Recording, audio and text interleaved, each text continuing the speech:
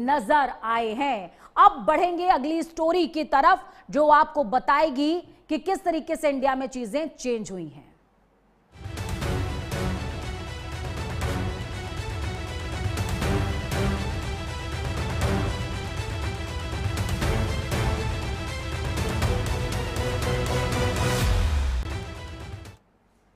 अपने आप से सवाल पूछिए, धर्मेंद्र प्रधान ने इस्तीफा दिया, लेकिन क्या यह सिर्फ एक मंत्री का इस्तीफा था या फिर युवाओं के गुस्से के सामने सत्ता का पहला बड़ा राजनीतिक संदेश?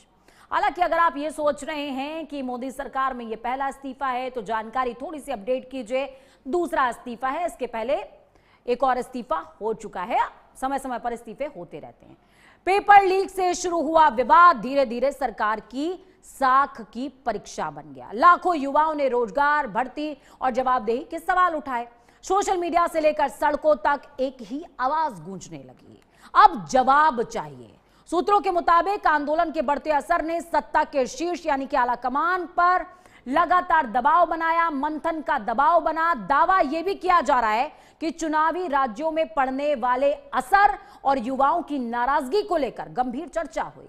सूत्र यहां तक कहते हैं कि 22 जुलाई डेट नोट करते चलिए और हो सके तो गूगल कीजिएगा और एक एक घटनाक्रम मिलाइएगा। 22 जुलाई की रात को एक केंद्रीय बैठक होती है जिसमें आरएसएस भी शामिल होती है। शिक्षा मंत्री धर्मेंद्र प्रधान के इस्तीफे को तब तक तय नहीं माना जा रहा था, लेकिन आंदोलन बढ़ता गया, युवाओं का गुस्सा नहीं थमा और सत्ता के भीतर लगातार मंथन शुरू हुआ। दावा यह किया जा रहा है कि आरएसएस और शीर्ष नेतृत्व, इसमें 5 से 7 लोग मौजूद थे, जिसमें मोहन भागवत भी थे, प्रधानमंत्री नरेंद्र मोदी, अमित शाह भी इसमें मौजूद थे। मीटिंग होती है और बैठकों में संदेश साफ तौर पर दिया जाता है कि अगर हालात नहीं संभाले गए तो राजनीतिक नुकसान भारी पड़ सकता है। बताया जाता है कि इसके बाद नैरेटिव बनाने, संवाद बढ़ाने, आंदोलन की दिशा बदलने की कोशिशें शुरू हुई। नई रणनीतियों पर विचार हुआ, लेकिन आंदोलन की धार कम नहीं हुई। फिर आया सबसे बड़ा राजनीतिक घटनाक्रम, वो था केंद्रीय शिक्षा मंत्री धर्मेंद्र प्रधान का इस्तीफा। सरकार ने इसे इन कथित अंदरूनी चर्चाओं से नहीं जोड़ा, लेकिन राजनीतिक विश्लेषक कहते हैं कि यह सब कुछ इसके बाद हुआ है और सूत्र अगर आप जोड़ेंगे तो आपको भी नजर आएगा। और इन्हीं घटनाक्रमों ने फैसला लेने पर मजबूर किया। और अगर ऐसा है तो यह सिर्फ एक इस्तीफा नहीं है, बल्कि भारतीय राजनीति में बदलते दौर का संकेत है। अब सत्ता के लिए सबसे बड़ा संदेश साफ है, आज का युवा सिर्फ वोटर नहीं है, बल्कि एजेंडा तय करने वाली ताकत बन चुका है। उसकी आवाज को नजरअंदाज करना किसी भी सरकार के लिए आसान नहीं है। यह सिर्फ मैं नहीं कह रही हूं, आरएसएस प्रमुख मोहन भागवत भी कह रहे हैं। एक बार सुन लीजिए। अभी ऐसा नहीं है, नई पीढ़ी प्रश्न पूछती है, उनको तर्क बताना पड़ता है। जो सारा भौतिक साधनों से प्रचार का मारा उन पर होता है, उसमें से भूल भुलैया उत्पन्न हो, उनसे उनको बाहर निकालना पड़ता है। तो एक तो बहुत अधिक अपनापन देने की जरूरत है, समय देने की जरूरत है और संवाद करने की जरूरत है। डिक्टेशन नहीं, डिस्कशन, ऑर्डर नहीं।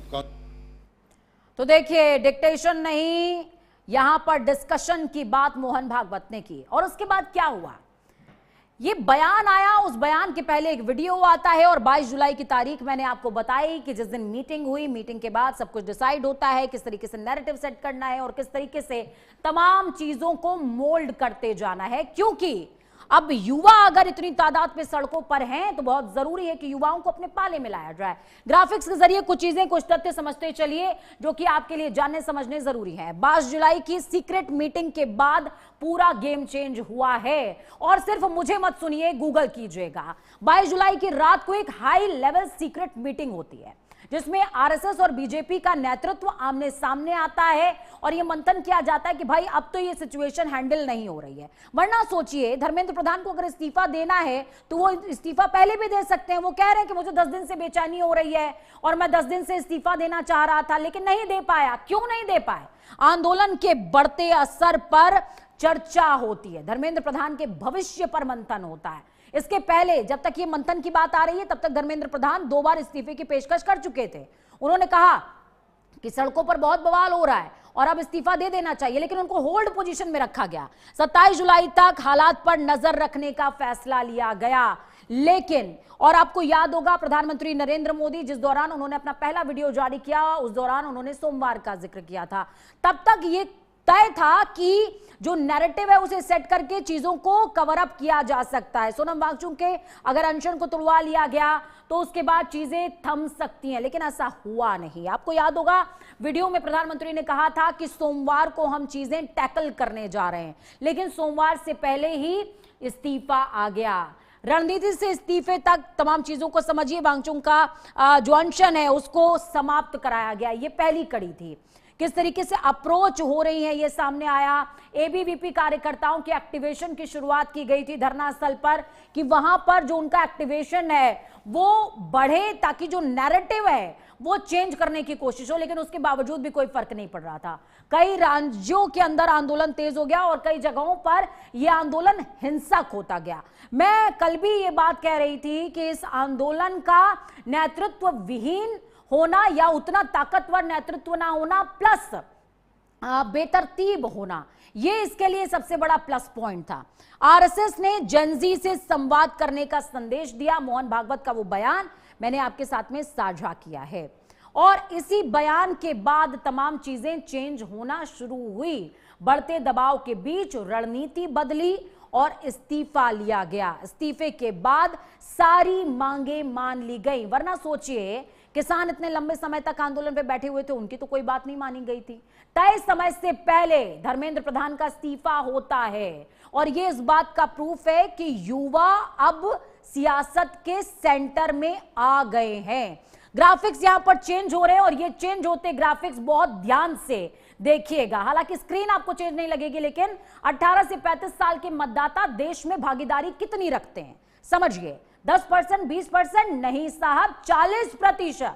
18 से 29 साल आयु वर्ग जो है वो 20 से 22% की भागीदारी रखती है। 18 साल मतलब जो पहली बार वोट देने की सिचुएशन में आ रहे हैं। हर आम चुनाव में करोड़ों करोड़ नए युवा होते हैं जो कि फर्स्ट टाइम के वोटर्स होते हैं। आपको लग रहा होगा 140 करोड़ में अगर 1 करोड़ युवा बढ़ जा रहा है तो क्या फर्क पड़ रहा है। असल में यूपी, बिहार, महाराष्ट्र जैसे राज्यों में युवा वोटर्स कई सीटों पर निर्णायक भूमिका निभाते हैं। और जब मैं युवा कह रही हूं तो इसमें हिंदू, मुसलमान, सिख, ईसाई सब कुछ इंक्लूड होता है। युवा वोट बैंक का अगर छोटा सा रुझान भी इधर उधर हो जाए तो सरकार बनाने और बिगाड़ने का मादा युवा वोटर्स रखते हैं। ये बात बीजेपी ने समझी और नैरेटिव को चेंज किया। नैरेटिव के चेंज होने के बाद तमाम चीजें बदलती हुई नजर आई हैं। तो युवाओं ने किस तरीके से सत्ता की चाल बदल दी आपने देखा, और आंदोलन के बाद तमाम चीजें किस तरीके से बदलती नजर आई। प्रधानमंत्री नरेंद्र मोदी ने भी आह्वान किया। प्रधानमंत्री नरेंद्र मोदी ने भी आह्वान किया कि अब जो विधायक हैं, जो सांसद हैं, जो जनप्रतिनिधि हैं,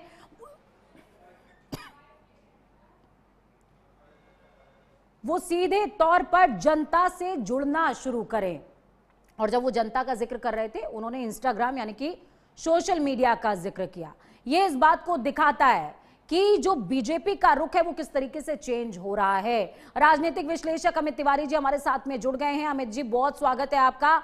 देर आए दुरुस्त आए, सरकार भी देर आई दुरुस्त आई, लेकिन मैं आपसे ये समझना चाहूंगी जिस तरीके से 360 डिग्री चीजें चेंज होती हुई नजर आई। कहां तो लग रहा था एक हफ्ते पहले तक की चीजें नहीं इस तरीके से हो पाएंगी जिस सिचुएशन में हम और आप बात कर रहे हैं। आज मैं युवा फैक्टर की बात कर रही हूं जो कि देश की आबादी का 40 से 44% हिस्सा है। क्या रणनीति इस तरीके से बनी है कि अब अगर जातियों पर काम कर रहे हो, समुदायों पर काम कर रहे हो, तो साथ साथ हमें युवाओं पर भी काम करना पड़ेगा, क्योंकि अगर हमने युवा नाराज कर दिया तो बहुत मुश्किल हो जाएगा। पूजा जी बहुत बहुत धन्यवाद आपका, और क्षमा चाहेंगे आपको इंतजार करना पड़ा जी। सबसे बड़ी बात है कि इस बात को सरकार बहुत गंभीरता से समझ गई है कि युवाओं में भी जातियां नहीं है। युवा जब जंतर मंतर पे था तो वहां पे कोई जाति या धर्म या कोई संप्रदाय या वहां कोई संप्रदाय नहीं थी कि किसी भी तरीके से कोई ऊंच नीच या आपको कहीं पे कुछ देखने को मिला हो। हर वर्ग का युवा था, हर संप्रदाय का युवा था। वो उसकी सिर्फ एक मुद्दे की मांग थी कि धर्मेंद्र प्रधान जी का इस्तीफा हो। सरकार जो है जिस तरह से शिक्षा को जो है बहुत हल्के में ले रही है, जिस तरह से आपने कल बताया था कि बजट जो है, इकोनॉमी बढ़ी है हमारी निश्चित तौर पे, उसके हिसाब से अगर बजट देखा जाए तो बढ़ा है, लेकिन उसका जो रेशियो होना चाहिए वो रेशियो नहीं है।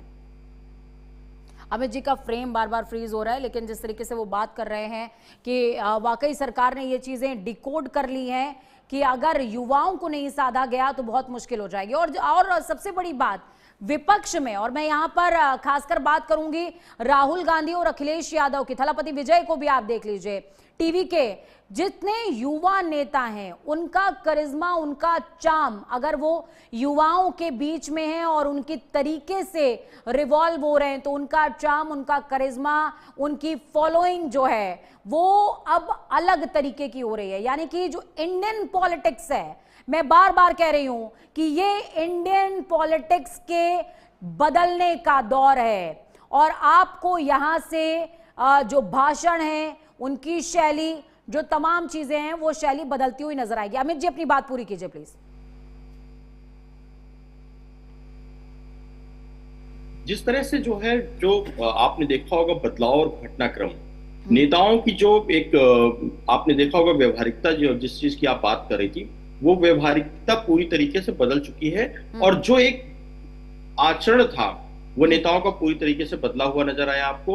और आपने सबसे बड़ी बात जो नोटिस की होगी कि जब अनशन तोड़ा गया सोनम वांगचुक जी का, तो आपने वहां पे देखा होगा किस गंभीरता से जो है चीजों को रखा गया उनके सामने और किस तरह से अपनी बात को उन्होंने समझाया कि सोनम वांगचुक को भी सरकार की जो गंभीरता है। और अमित जी, हालांकि मुझे वाइंड अप का कमांड आ गया है, लेकिन फिर भी मैं एक चीज को मेंशन यहां पर करना चाहूंगी। जिस दौरान जॉइंट पीसी हो रही थी, सीजेपी और जेपी नड्डा वहां पर बैठे हुए थे, मुझे ये ध्यान आता है कि जेपी नड्डा किस तरीके से अपनी बातों पर तमाम बातें कहते हुए कि हमने ये बातें मान ली हैं, हमने ये बातें मान ली हैं, हमने ये चीजें मान ली है, और फिर उसके बाद वो सौरभ दास से पलटकर पूछते हैं एम आई करेक्ट? तो यानी कि इंप्लीमेंटेशन स्टार्ट हो गया है। इंप्लीमेंटेशन स्टार्ट हो गया, दोबारा उनको अपनी बात को कहना भी पड़ा कि आप ये कहिए कि अपने इसी प्रेस कॉन्फ्रेंस में कि जो भी हमारा कांग्रेस जनता पार्टी का जो आंदोलन है वो इमीडिएट विद इमीडिएट इफेक्ट से जो है हम खत्म कर रहे हैं, ताकि जो लोग वहां पे जंतर मंतर पे जो युवा बैठे हुए हैं, जो जिनमें बहुत आक्रोश है सरकार के खिलाफ, वो धीरे धीरे ठंडा हो और वो अपने अपने घर की तरफ बढ़ने लगे। क्योंकि उस प्रोसेस में भी आपने देखा कि कल रात तक युवा वहां पे थे। जो स्पीच आई थी वो 5 बजे शाम को लेके रात के 11 बजे तक लोग वहां बैठे होते, धीरे धीरे लोगों ने पलायन करना स्टार्ट किया। आज जाके आपने जो तस्वीरें देखी हैं सुबह सुबह की, वो आपको उठा लेंगी। चलिए, बहुत शुक्रिया सर, आप हमारे साथ में जुड़े, अहम विचार आपने साझा किए। तो देखिए, 2 से 3 बातें आपको समझनी चाहिए। यूं ही नहीं कहा जाता कि देश किसान और जवान से चलता है। और कल मैंने एक बात को कोट किया था कि जिस ओर जवानी चलती है उस ओर जमाना चलता है। अब धर्म, जाति, दीवार, तमाम चीजें भूल जाइए। मुख्यमंत्री योगी आदित्यनाथ को आज आशुतोष रांका ने कोट किया है। उन्होंने कहा अब ये सब नहीं चलेगा।